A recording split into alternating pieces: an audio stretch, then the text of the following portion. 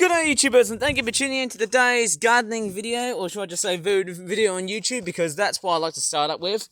First thing I like to see is, hey, we've got a very good selection of zinnias, calendulas, and also cornflowers. They are actually doing really well.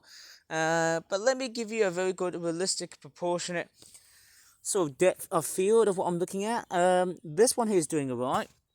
Got a few cornflowers, things doing alright. I would have actually started planting and sowing these guys back in April, but I just thought, no, April didn't really bode very well in terms of the temperatures earlier on in the month. But let's take a look and see what we've got. We've now reached up towards, well, if you remember, like yesterday, we went up towards about 26, 27. Today is a mediated 23 degrees Celsius, which is actually alright.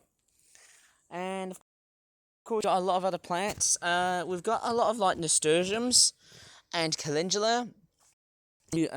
My body's activities are sort of slowing down because we are going to have some cooler weather next week, which does sort of pose a negative effect to my body. Obviously, because when the weather gets a bit cooler, I don't have that much stuff to do. Right. We've got lots of broad beans as well. I've actually transplanted quite a lot of broad beans. And there's also some offspring nasturtiums here. We've got a lot of parakeets chirping outside. Interesting, isn't it? Right. Of course, the baby nasturtiums, as I'm talking about in this video. And the parakeets just keep on chirping out. First off it's the crows, and now you've got the I think it's the beautifully colourful parakeets. I can't say the word beautifully right, because obviously I've been interpolated by other voices and whatnot, but there you go. This is what we have. Some baby nasturtiums. The other side, we've also got more baby nasturtiums. And of course, yes, these nasturtiums would have been the previous offspring, the previous brood, that were pretty much, well, let's just say they have been hatched by, well, let's just say the old ones, the big old ones that were congregating during 2025. I'm sure that might be a similar repeat as we get into summer of 2026. If time or not, depending on how hot the weather will be like. But I just thought, nah, that might be too much space. I feel like I'm taking over way too much space. And it's starting to, it looks like that the skies here, they've, at first glance, they were absolutely hot and sunny, but now they've decided to become a lot more unsettled. And yes, as strange as it sounds, we are now going back into autumn time, which is kind of strange. The seasons keep on flip-flopping and changing. Right, we've got more broad beans, more nasturtiums. Again, I'm starting to see more of it. I can also start to see really great things that I've seen so far. We've got some ripening strawberries. And mind you, the strawberries require 8 to 10 hours of full sunlight. And yes, I did put 2 of the same strawberry crops. I don't think they're going to be on sale anymore now, because obviously I suppose, hey, people are still putting them up in like pots and stuff. But I can tell you what, the amount of strawberry plants that I've got, it's amazing. Somehow I've actually got a nice small call. It's nice that I purchased 2, because 2 is better than having 1. And best of all, these strawberries are sort of doing very, very well. About 8 to 10 hours of direct sunlight. This one here on the background is actually probably starting to ripen up, which is actually quite a nice sign seeing it, I suppose. Hey, then we've also got some unnecessary bits of wheat. And is that a spider? Oh, yes. Oh, yes it is. Let me just see what spider that is. I wonder what that is. Oh, I can just see a baby spiderling here. You remember when I used to cover spider videos, but not that much, because of several of the things that YouTube has done to me. We've got a few bad news. We've got a broad bean. That's this one right here. It's slightly bent into one side, which is not a great sight to see.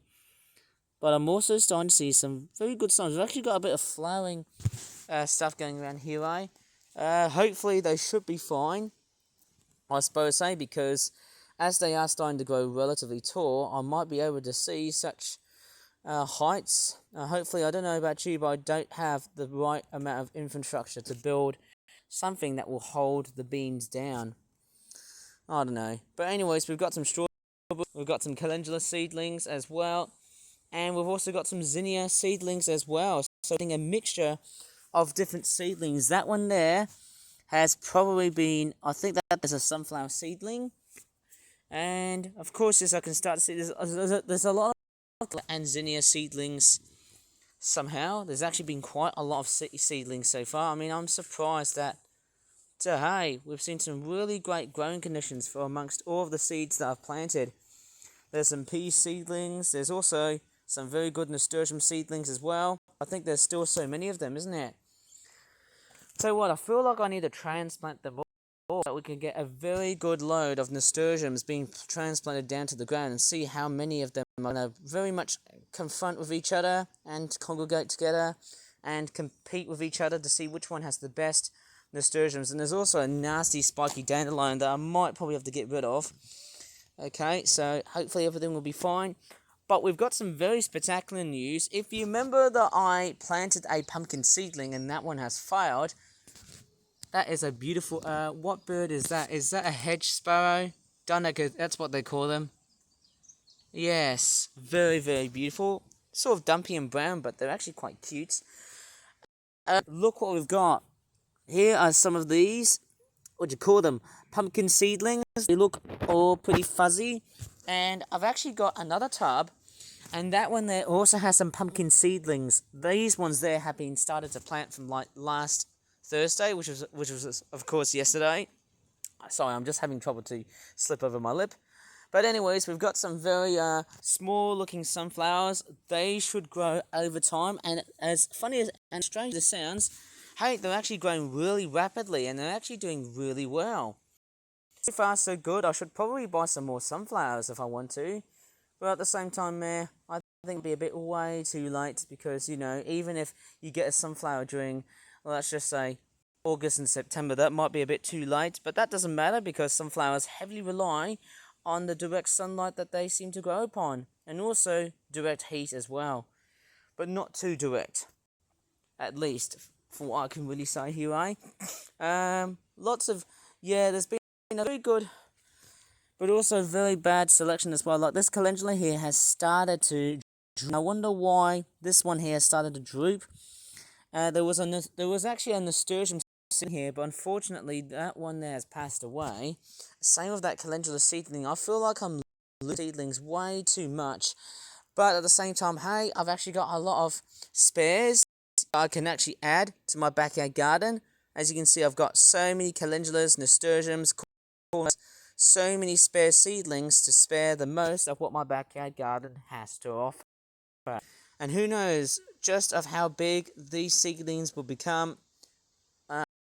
I'm just sort of thinking just how big these seedlings will depend on how much water I add.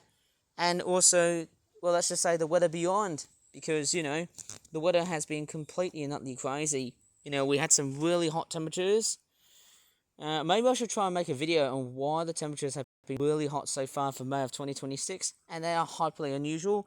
But this is also a new sign of why climate change has decided to retaliate back and break new records, causing a complete summer to many people alike. And there's also another calendula seedling, which has also decided, oh, well, I shouldn't water too much of these, because maybe if I put too much water in them, they will start to droop and dry out, and actually die out, actually. I wouldn't say dry out, but calendulas are very drought-tolerant plants. And, oh no, again, this is what happens. I'm getting so many signs of, like, nasturtiums being dead, and I'm sorry if I have to do this on camera, which is not a good sight to see. I'm just basically tearing these guys apart. Like, I mean, these were already great at first, but as they are starting to expose their completely and utterly truthful sites of deterioration, this is what happens. But nevertheless, I've still got more seedlings to transplant. And yeah, that's all I could really say. And let me take a look at the very further end to see if there's any more spaces. See if there's any much more space to try and transplant that much. No, I don't think there is.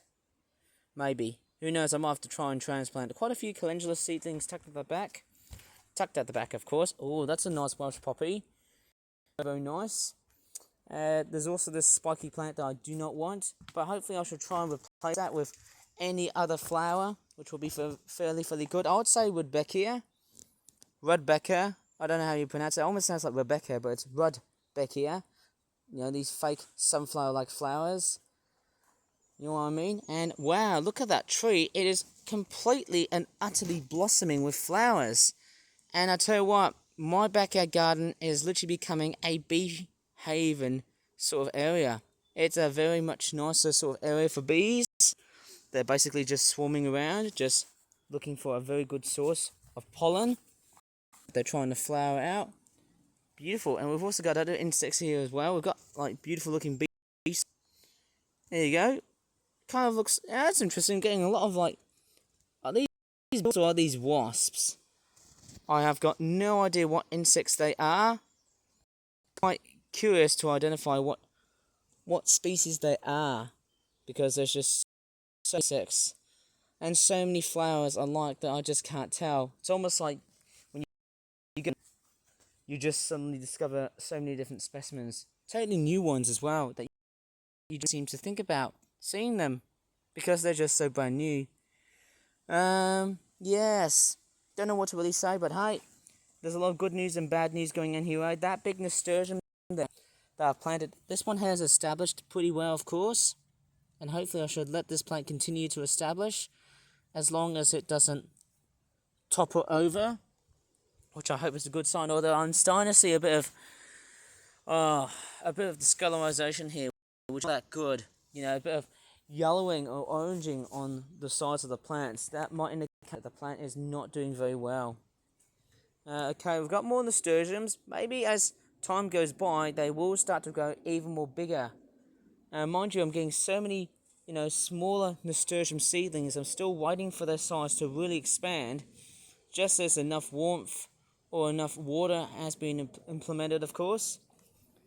Right, of course, we even got more calendula seedlings that have started to, there's a mixture of them, some of which have started to become really, really unusual. Others, yeah, some of them look like they have just decayed, which is not a good sign. Some of them, this one here looks like it's sort of dying, but at the same time it's trying to live for itself.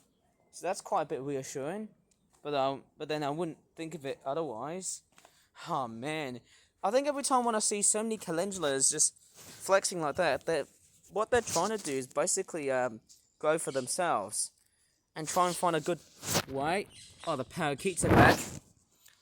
And there's a crow. Basically, if I'm trying to see plants like this, all they're trying to do is to fight themselves back into nature and get themselves alive again. Yeah, I know, right? Going back to the pumpkin seedlings and the pea seedlings, I might probably transplant them if I have some time, because I'm still not yet ready at the moment. I feel like I still need to wait for more containers, plant containers and things like that. Yeah.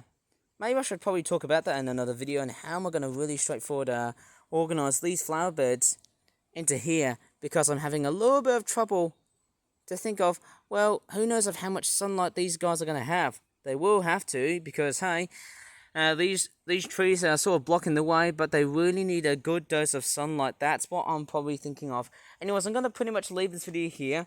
If you really enjoyed this, well, sorry if it's taking a little bit so long to produce this, but please give this video a very good like if you really enjoyed this video. Subscribe for more Flip Art videos in the future, and as always, thank you so much for watching, and bye for now.